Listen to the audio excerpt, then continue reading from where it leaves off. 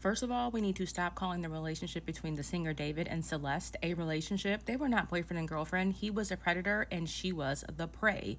It was a illegal, predatory relationship. She was being groomed and it worked, unfortunately.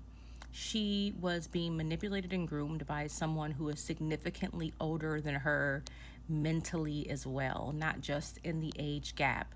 If you take a look at the mindset and maturity level of a 13-year-old versus a 19-year-old, it's leaps and bounds. It is like crossing the ocean. A 13-year-old does not have the maturity or emotional intelligence to deal with someone who's 19 years old. How fast and rapid the brain develops between 13 and 19 is insane, and that is why this case is so disturbing to me. So, Celeste's brother and mother states that the Tesla that their loved one, Celeste Rivas Hernandez's body was found and dismembered in a damn bag, was the same Tesla that David would use to pick her up and take her out. Now, as a mother of a teenager who's in the lower teens, I would never allow my 13-year-old daughter to date. I don't know what rules that Celeste had in her household, or if she was just going against the rules, which can happen. This relationship was highly inappropriate, and it is not acceptable for a 13-year-old child to be going on dates with someone picking her up in a damn Tesla.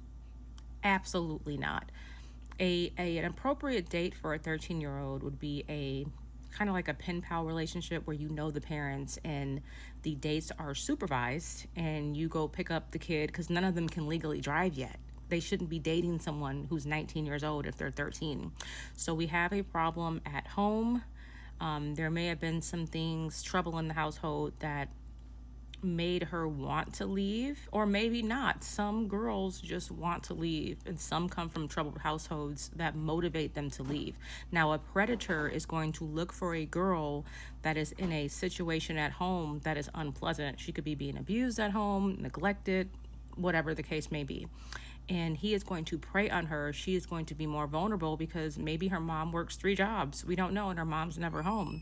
So him having all that space, time, and opportunity to mold her very gullible 13-year-old brain is what any predator is going to do. Celeste was the perfect victim, unfortunately. And he got a hold of her. And once you can brainwash a child, then we have Stockholm syndrome, where that child is attached to the predator and the person that kidnapped her.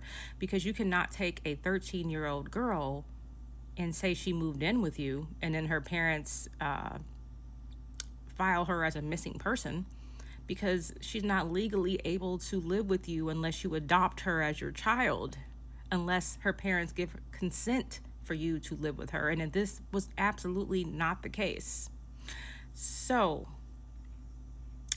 not only does his disturbing PDF behavior, ring alarms, why did he have to dismember her and get rid of her and then leave the car in a place where it can get towed? Like, he must have unalived her out of pure rage. It must have not been planned, because why the hell would he leave the car in a place on the street where it can be towed, and then ultimately someone would discover the body because of the stench? Unless the bodyguard was involved, then he did not dispose of the body correctly, because there are still missing limbs somewhere out there. So whoever was supposed to dispose of her did not do it thoroughly. And now we have this situation. It appears in his music he is grieving the loss of the person he unalived, which is diabolical, but very, very much in line with what a sociopath would do. All the evidence shows that this guy is cooked, and it's pretty much now up to whoever's investigating this case to gather as much evidence they can before they pick him up so that they can charge him with unaliving Celeste Rivas Hernandez. May she rest in peace.